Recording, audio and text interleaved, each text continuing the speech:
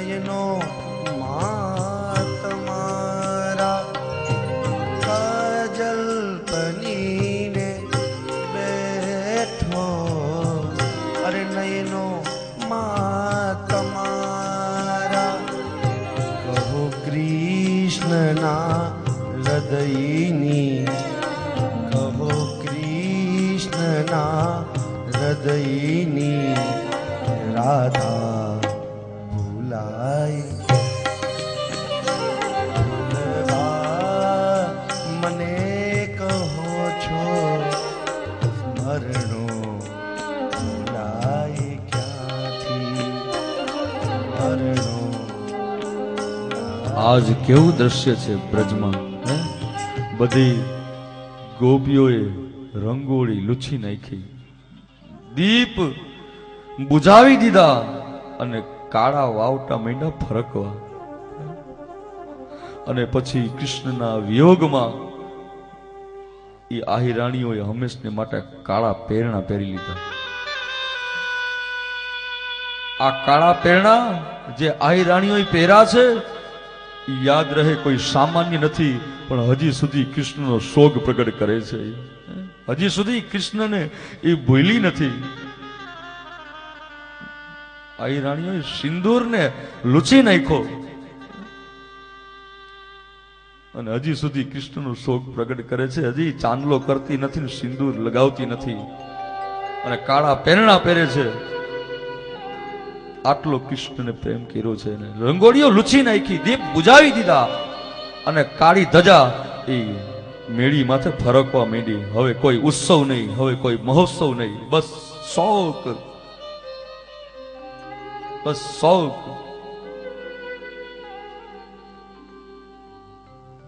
महल उदास और गलियां सुनी चुपचाप है ये दीवारे दिल का उजड़ा दुनिया उजड़ी एने माटे तो दुनिया उजड़ी गई साहब सब रूठ गई है बहारे एना माटे कई वसंत હવે કઈ ઋતુ હવે બધું ચાલ્યું ગયું रूठ गई है बहारे दिल को कौन संभाले यहाँ तो मंदिर गिरता फिर बन जाता महल बने ने એ તો પછી પડે અને પાછા ઊભાઈ થઈ જાય પણ એક વખત દિલ તૂટી જાય ને એ પાછું પાછું ઊભું કરવું કઠિન છે દિલ તૂટી જાય અને પછી કઠિન છે એને કેમ ઊભું કરવું એને કેમ પાછું બનાવવું મહેલ તો પડી જાય અને પાછા બની જાય પણ દિલ તૂટે પછી દિલ પાછું બનતું નથી દિલ કો કોણ સંભાળે गलियां सुनी चुप चुप है दीवारे दिल क्या उजड़ा दुनिया उजड़ी लूट गई है सहारे अब जीवन कैसे उगारे ओ लुट गई मेरे प्यार की नगरी अब तो नीर बहाले अब तो नीर बहाले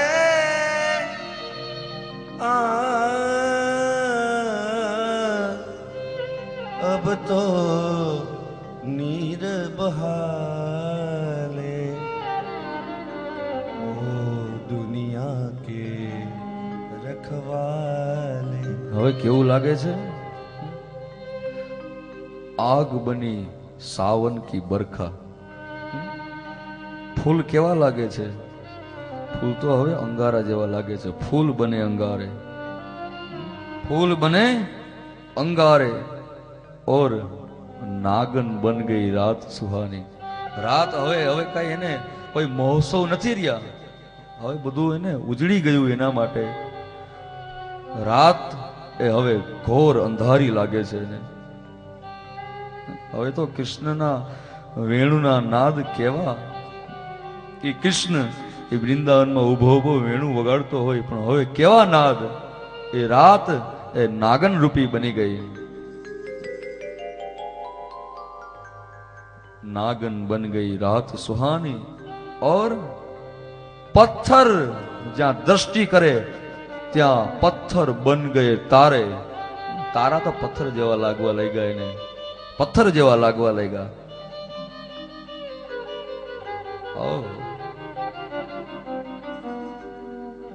પણ આજ ગોપીઓનું સર્વસ્વ લૂંટાઈ ગયું. નંદન યશોદા ખૂબ રેડા. માં યશોદાનું હૃદય ભાંગી પડ્યું. પણ અંતે કૃષ્ણએ જાણ્યું કે માં જીવતી નહીં રે મારી પાછળ. એટલે માને વચન આપી દીધું કે હું એક વખત બ્રજમાં જરૂર આવીશ. આજ તારો કૃષ્ણ હે મૈયા યશોદા તને વચન આપે છે.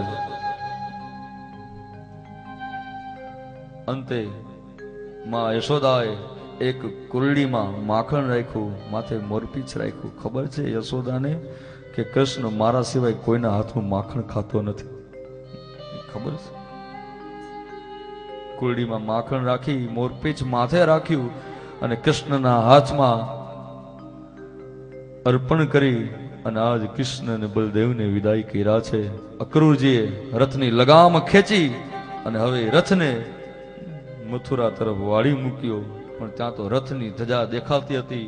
ત્યાં સુધી યશોદા દ્રષ્ટિ કરે છે, જુએ છે. રથ દેખાતો બંધ થઈ ગયો. માં યશોદા ઢળી પડ્યા. આ વેદના તો ઈ જાણી હગે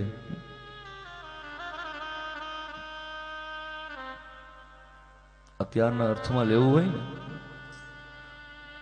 આ વેદના તો ઈ જાણી હગે કે જેના છોકરા ઈ માવતરને મૂકીને વિદેશ વયા ગયા હોય અને પછી ઈ જ્યારે વળાવવાનો સમય હોય ને, જ્યારે જતા હોય ને ત્યારે માં સહન ન કરી શકે. કારણ કે કેટલા વર્ષો હવે વ્યતીત થઈ જાય એનું કાંઈ નક્કી નહીં. કેટલા વર્ષે હવે મુખ જોવા મળે એનું કઈ નક્કી નહીં. એ જ જાણી શકે. કારણ કે આટલા વર્ષો સુધી જે સંતાનોને ઉછેરીને મોટા કર્યા હોય અને એકાએક એ પડવારમાં છોડીને વયા જાય તો એની વેદના કેવી હશે, એ સહન ન કરી શકે. અને એક વસ્તુ યાદ રાખજો, માતા પિતા બધું સહન કરી શકે, એ ઝેરના ઘૂંટડા પી જાય, પણ પોતાના સંતાનો એ માવતરથી છૂટા પડે એ કોઈ માં કે કોઈ બાપ જગતનો એ સહન ન કરી શકે. સાહેબ એ કોઈ સહન ન કરી શકે. કારણ કે એટલો સ્નેહ કર્યો હોય, એટલો પ્રેમ કર્યો હોય, પોતાના જીવથી પણ વધારે લાગણી હોય અને એ લાગણીના એ છોકરાઓ ટુકડા કરીને વયા જાય. ઉદ્ધવજી આવ્યા પત્ર લઈને તો નંદને લખવું પડ્યું હતું કે લખો ઉદ્ધવ, ગોકુળમાં એક ગોપ અને એક ગોવાલન રહે છે. ઉંમર મોટી થઈ ગઈ, એને હવે મોટી ઉંમરે નોકરી કરવાની જરૂર પડી છે. સંતાનો હતા, ઉદ્ધવ લખો, એને છોડીને હંમેશને માટે જતા રહ્યા છે. આજ મોટી ઉંમરે એને નોકરી કરવાની જરૂર પડી છે ઉદ્ધવ. અને તમારા મથુરાના રાજાને કહેજો કે એના મહેલમાં તો અનેક નોકર અને ચાકરની જરૂર પડતી હશે, તો એ ગોવાલણ એ તમારા મોટા મોટા મહેલમાં વાસીદાનું કામ કરશે અને એ ગોપ એ તમારા બગીચામાં માળીનું કામ કરશે અને પુષ્પ ઉતારીને તમારા ચરણોમાં હાજર કરશે. ત્યારે ઉદ્ધવને કેવું પડ્યું કે હે નંદરાય, આ તમે કોની વાત કરો છો? હું બ્રજમાં આવ્યો એના 6 મહિના થઈ ગયા, પણ મેં આવું કોઈ પાત્ર જોયું નહીં. પણ ત્યાં નંદરાય હાથમાં ખેસ રાખી અને આંખમાં અશ્રુ પડતા હતા અને મુખ આડો ખેસ રાખી નંદરાય બોલી ઉઠા કે ઈ ગોપનું નામ હે ઉદ્ધવ નંદરાય છે અને ઈ ગોવાલણનું નામ ઈ યશોદા છે. એમ કીધું, પોતાના હાથમાંથી કલમ નીચે પડી ગઈ. હે નંદરાય, આ તમે શું કહો છો? હા ઉદ્ધવ, હું સત્ય કહું છું, શું કરું? કૃષ્ણ ને બલદેવ હંમેશને માટે છોડીને જતા રહ્યા. આજ નંદરાય વિવશ છે, શું કરે ઉદ્ધવ? કોઈ રહ્યું નથી. શરીર નંદરાયનું ધ્રુજે છે, હાથમાં લાકડી છે, શરીર કંપે છે, કોઈ રહ્યું નહીં, બધા છોડીને જતા રહ્યા. હે ઉદ્ધવ, આ એક બાપની વેદના છે એમ કહી અને ખેસ મુખ આડો હાથ રાખીને ખૂબ રડ્યા નંદરાય. દુષ્કે દુષ્કે રડી પડ્યા.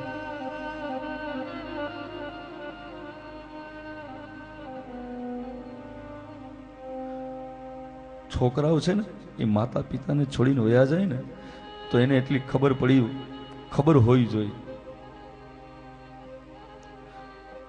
કે બાપ એનો સહારો છે. બાપનો સહારો એ એના સંતાનો છે. બાપને આશા હોય એ પોતાના સંતાનોને ઉછેરીને મોટા કરે તો એને એ આશા હોય કે કાલ હવારી મને ટેકો આપશે, એ મારા બુઢાપાની લાકડી બનશે. પણ એ છોકરાઓ છોડીને વયા જાય, યાદ રાખજો એ પોતાનું કર્તવ્ય ચૂક્યા છે. અને જે કર્તવ્ય ચૂકે છે એને ઈશ્વર એ ક્યારે પણ માફ કરતો નથી. આપણે દ્વારકાધીશના મંદિરે જઈ અને 56 ભોગ ધરાવીએ અને ઘરમાં માતા ને પિતા ભૂખ્યા હોય તો યાદ રાખજો દ્વારકાનો નાથ 56 ભોગ સ્વીકારશે નહીં. 56 ભોગ નહીં સ્વીકારે. આ તો બધી જીવતા આ બધી સેવા કરી લેવાની હોય. સાહેબ, દિવાલમાં તસવીર જડાતા વાર નહીં લાગે, તસવીરને જડાતા વાર નહીં લાગે. અને પછી આપણે દૂધપાક ના વાટકા છબી અડાડીને એમ કઈક મારા બાપુજીને બહુ ભાવતો, તો એ સાર્થક નહીં થાય. એ તો જીવતા જ એની સેવા કરી લેવાની હોય, જીવતા જ પાઈ દેવાનું હોય, જીવતા જ બધી ઈચ્છા પૂરી કરી દેવાની હોય. મર્યા પછી કોને ખબર? પીપળે પાણી રેડી આપણી શ્રદ્ધા છે, પણ એ પાણી પિતૃલોક સુધી પહોંચતું હશે કે નહીં પહોંચતું એની કોને ખબર? જીવતા પાણી પાઈ દો એમ આપણું શાસ્ત્ર કે છે. જીવતા લોટા લઈને પાઈ દો. જીવતા બાપને કોઈ દી લોટો ભરીને દે નહીં અને મર્યા પછી પીપળે પાણી રેવા જાય તો એ પીપળોય પાણી નહીં સ્વીકારે અને ભગવાન પણ નહીં સ્વીકારે. કોઈ દી જીવતા પાણી પાયું નથી ને હવે તું પીપળે પાણી રેડવા જાસ? જીવતા કોઈ દી ખવડાયું નથી અને હવે તું બધાને જમાડસ તારા બાપના નામેથી? એ સારું છે, કરવું જ જોઈએ, પણ મારું કહેવાનું તાત્પર્ય એટલું છે કે જીવતા એને એની ઈચ્છા પૂરી કરી દો ને જીવતા ખવડાવી દો. એની જે ઈચ્છા છે એ જીવતા પૂરી કરી દો. બાપ જે માગે એ આપી દો, માં જે માગે ને આપી દો. અરે દરણા દડીને, અરે પાણી ભરીને, અરે મા દીકરાને ભણાવે, અરે મા દીકરાને ભણાવે. અરે દરણા દરીને પાણી ભરીને, અરે મા દીકરાને ભણાવે. ઓ અરે મા દીકરાને ભણાવે. અરે ઘડપણમાં મારી અરે ચાકરી કરશે, અરે ઘડપણમાં મારી અરે ચાકરી કરશે. એમ જાણી પણ રાવે અકર્મી, અરે દીકરા એ વારે. અરે એની માને ડોહલી કહીને બોલાવે, અરે ડોહલી કહીને બોલાવે એને. અરે લાજ શરમ નો આવે અકર્મી, દીકરા એ વારે રે. અરે એની માને અરે ડોહલી કહીને બોલાવે. કોઈ દેવું બન્યું?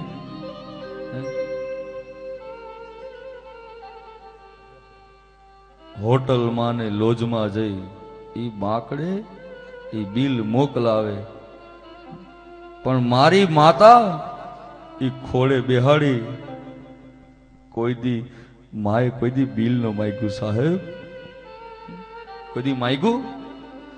એ ખોળે બેહીને છોકરાઓને ખવડાવે તો કોઈ દી જગતમાં એવું કોઈ દાખલો બન્યો નથી કે માએ કોઈ દી છોકરાઓ પાસે બિલ માગ્યું હોય. પણ એવા દાખલા બન્યા છે કે માને નિભાવવા માટે છોકરાઓ પૈસા માંગ્યા હોય.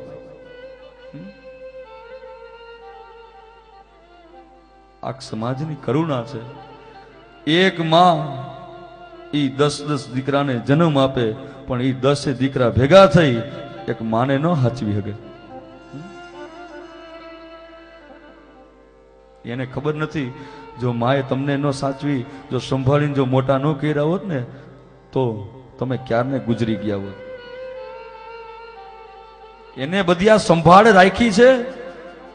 નાનું છોકરું હોય એને શું ખબર હોય, 4 પગે ચાલતું ચાલતું ટાંકામાં પડી જાય તો ત્યાંથી પકડીને માં બચાવે, અગ્નિમાં હાથ નાખી દે ત્યાંથી હાથ વાળી દે. જો માએ સંભાળ ન રાખી હોત તો આ જગતમાં સંતાન કોઈ ઉછરીને મોટા ન થાત. અરે પરણ્યા એટલે પ્યારા લાડી, અરે ડોહલી હારે નો ફાવે, અરે માની હારે નો ફાવે. પરણ્યા એટલે પ્યારા લાડી, અરે માડી હારે નો ફાવે, અરે એની માની હારે નો ફાવે. અરે સાચા ખોટા અરે આડ ચડાવી, અરે માં ઉપર હાચા ખોટા આડ ચડાવી, અને પછી ભાગલા ઘરમાં પડાવે અકર્મી દીકરા એ વારે. અરે એની માને ડોહલી કહીને બોલાવે.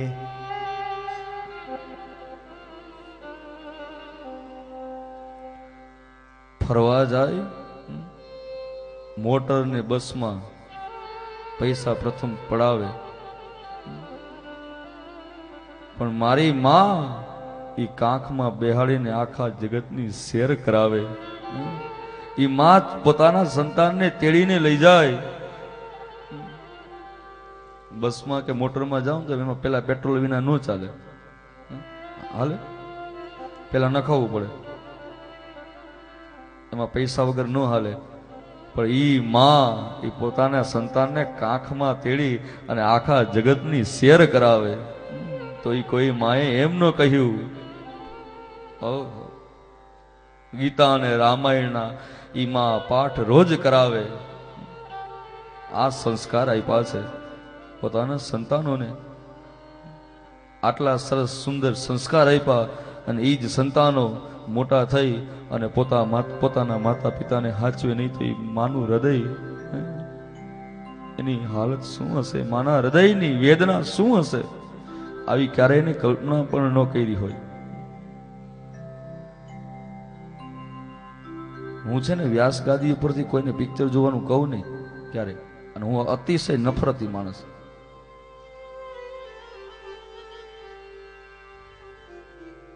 નાચવું કૂદવું એવી જ્યાં સુધી એની મર્યાદા હોય ત્યાં સુધી સારું છે, પણ ઓવર રિએક્ટ થાય એ પણ સારું નથી. એટલે ક્યારે પણ હું તો નફરત કરવા વાળો માણસ, પણ આજે હું વ્યાસ ગાદી ઉપરથી એમ કહું છું કે જીવન મળ્યું છે, અને તમારે જો જોવાની જો ઈચ્છા જ હોય ને, ઝંખના જ હોય ને, તો એક વખત બધા બાગબાન જોઈ લેજો, અને એક વખત અવતાર જોઈ લેજો બધા.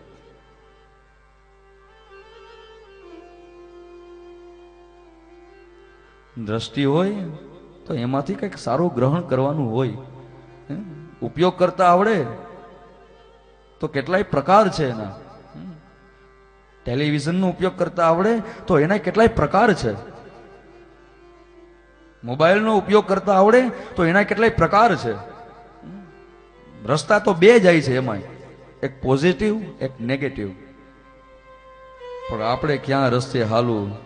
જો સત્સંગ કર્યો હોય તો આપણે પોઝિટિવ રસ્તા ઉપર હાલી, અને જો કુસંગ કર્યો હોય તો નેગેટિવ.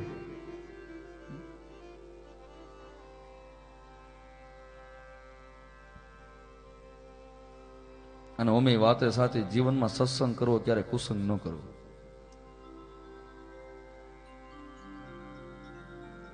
કાગડો ને હંસલો ડાળે બેઠા હતા, રાજકુમાર આવ્યા અને વિશ્રામ લેતા હતા.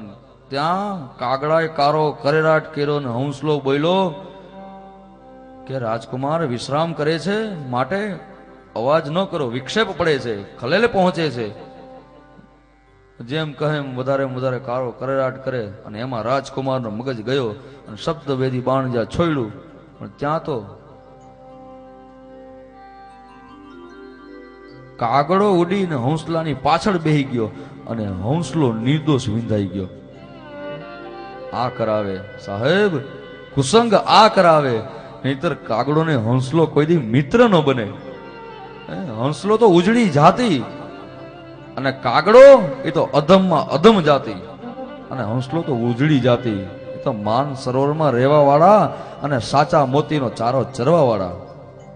જ્યાં હંસલો વિધાઈ ગયો, જ્યાં પૃથ્વી પર પડ્યો, પણ ત્યાં રાજકુમારે બોલી ઉઠા કે હે પ્રધાન, આ તો સફેદ કાગડો, આ તો સફેદ કાગડો એમ કીધું.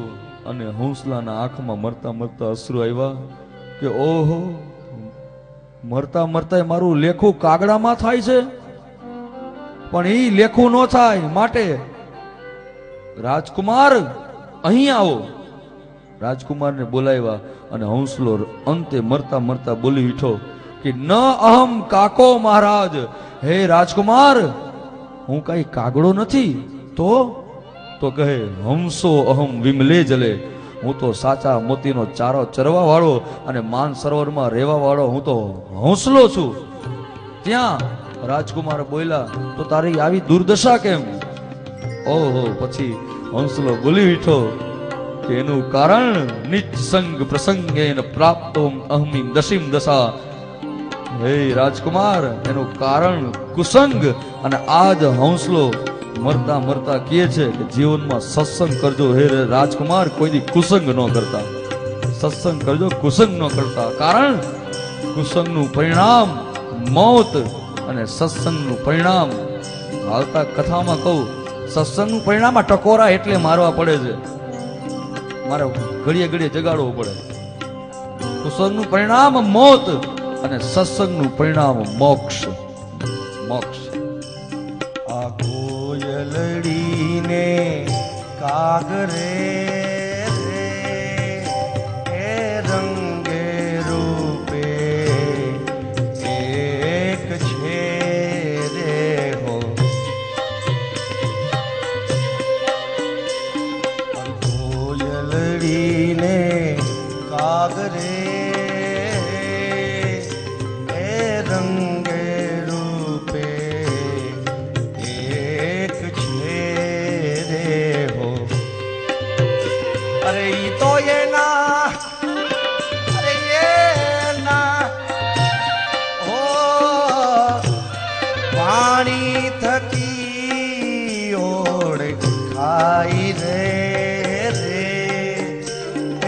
લખ 84 નહીં તો મટે રે હો.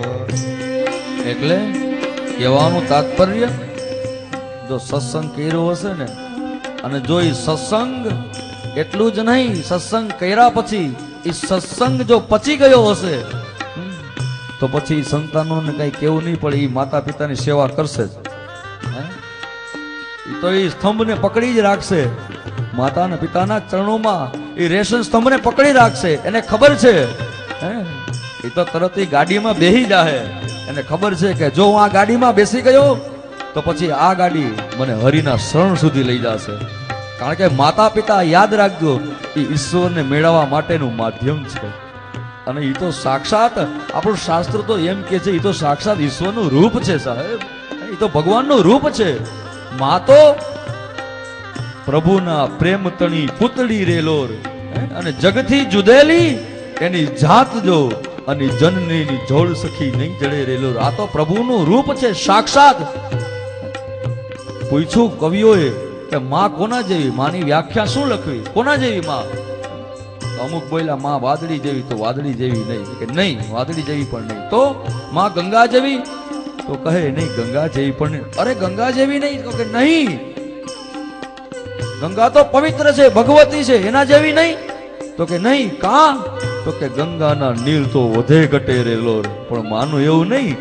માનો પ્રવાહ તો 12 માસ, 12 માસ એનો પ્રેમ એ તો અવિરત વરસતો રહીએ, ક્યારેક વધે ને ક્યારેક ઘટે એવું નહીં. એ તો બધાને પ્રેમ આવતી રહીએ.